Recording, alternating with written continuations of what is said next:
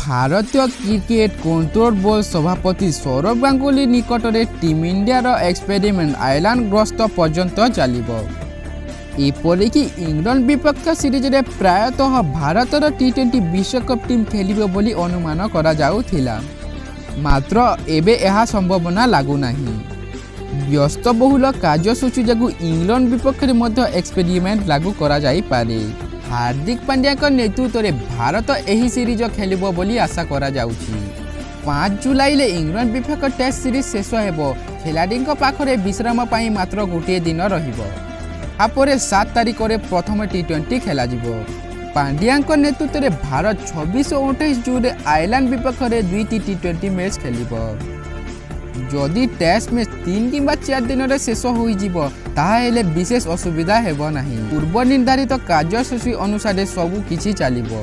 जदि 5 दिन पर्यंत खेला जाए ताहेले एथिरे किछि परिवर्तन करा जाई पारे।